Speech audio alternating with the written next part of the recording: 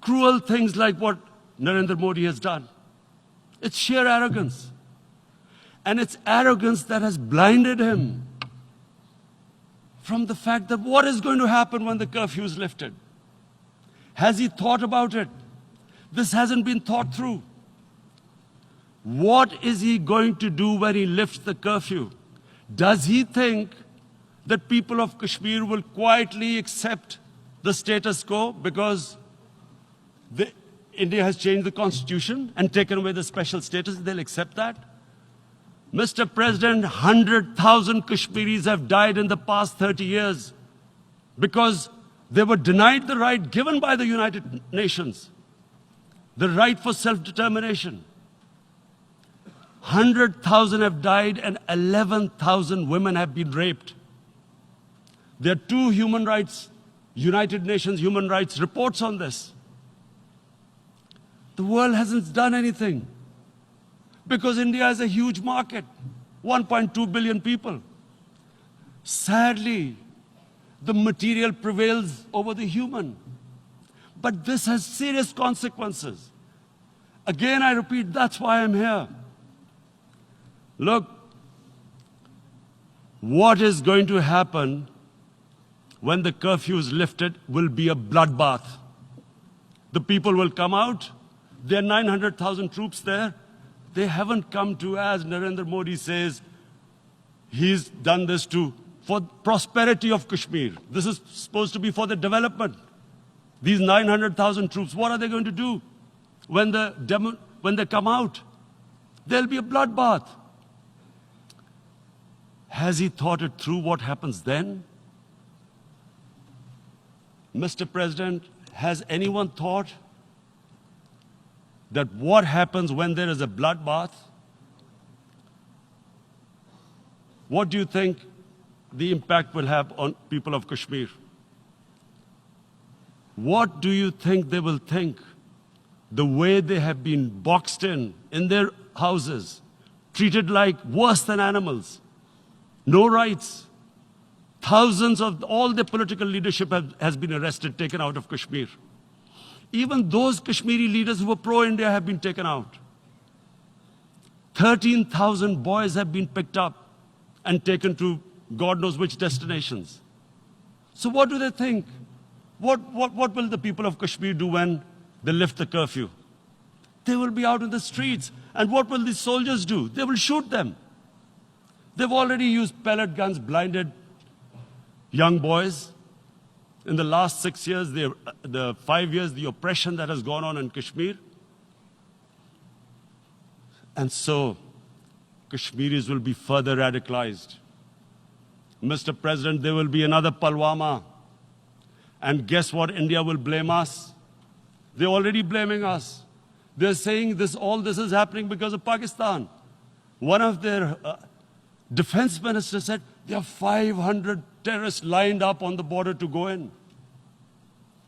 Why would Pakistan send 500 terrorists when there are 900,000 troops? What impact are they going to make? What will they do? And why don't we know that the moment there is some terrorist attack, all that will happen is there'll be further cruelty and oppression of the people of Kashmir. We will just give the 900,000 troops to further crush the people of Kashmir.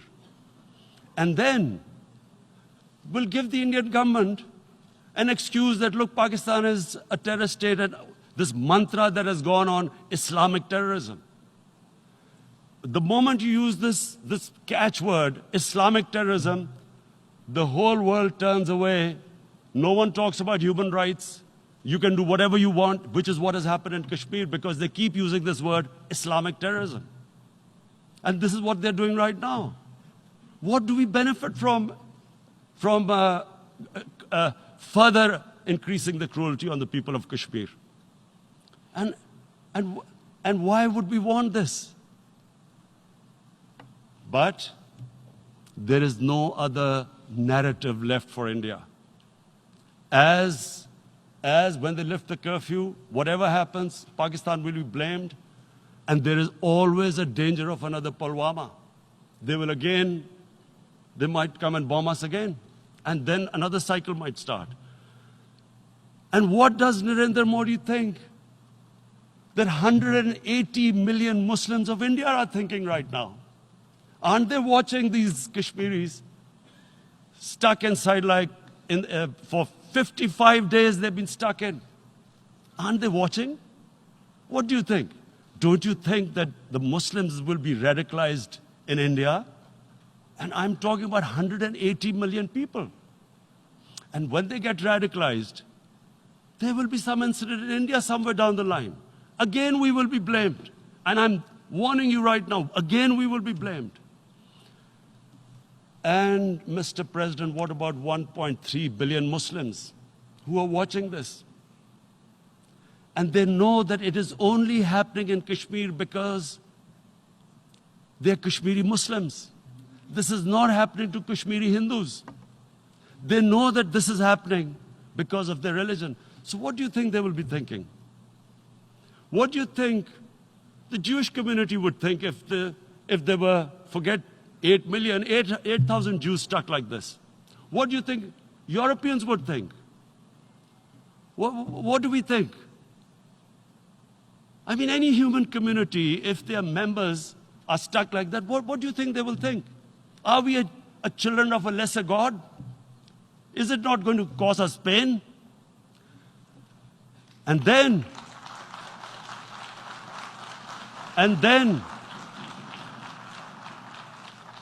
I'll tell you what will happen. People will, in the 1.3 billion Muslims, someone will pick up arms. I know we've been brought up with films, Western films. This good, decent guy doesn't get justice. He decides to pick up a gun and start seeking justice. There was a film made in New York, famous film called Death Wish.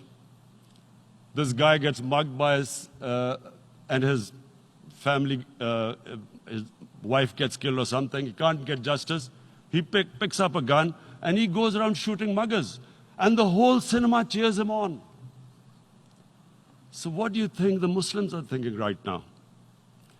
If there is a bloodbath, there will be Muslims becoming radicals, not because of Islam, but because of what they will see, that there's no justice when it comes to Muslims. There were Rohingya Muslims, Myanmar, who are, God knows, almost 1 million people out, ethnic cleansing. What was the response of the world community?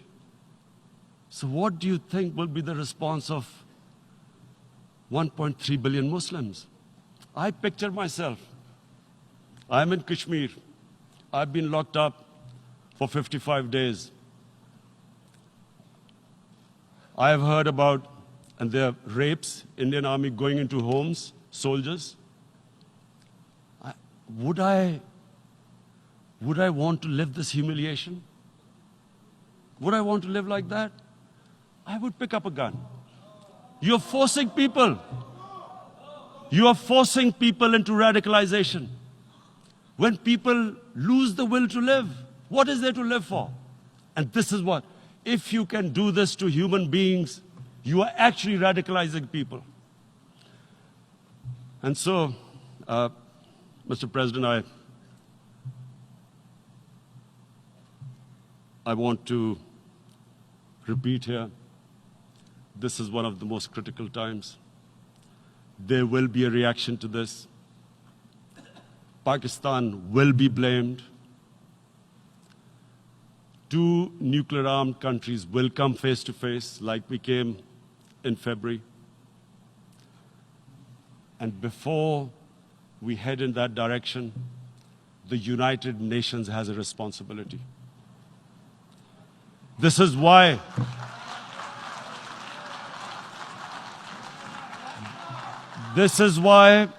the United Nations came into being in 1945. You were supposed to stop this happening. I feel we are back to 1939, Munich. Czechoslovakia has been taken, annexed.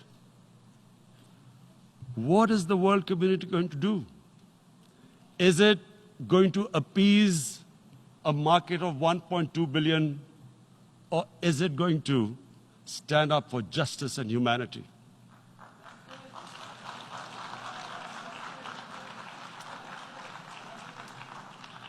If this goes wrong, you hope for the best, but be prepared for the worst. If a conventional war starts between the two countries, Mr. President, if a conventional war starts, and anything could happen, but supposing a country 7 times smaller than its neighbor is faced with the choice, either you surrender or you fight for your freedom till death, what will we do? I ask myself this question. And my belief is, La ilaha illallah, there is no God but one. And we will fight. And when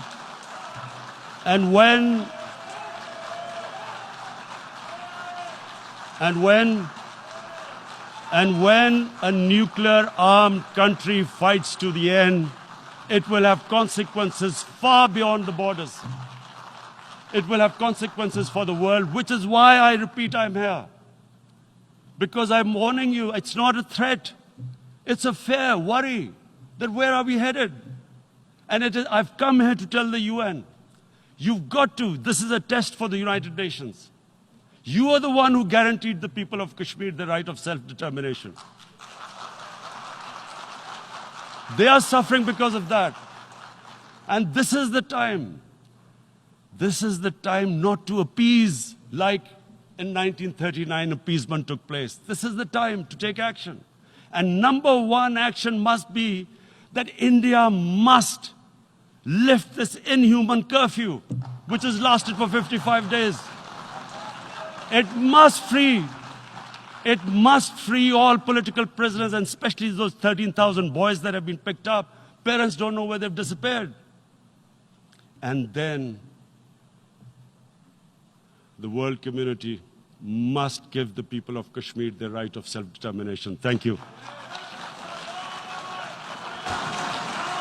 En nombre de la Asamblea General agradezco al señor primer ministro de la República Islámica de Pakistán la declaración que acaba de formular y pido a protocolo que acompañe a su excelencia.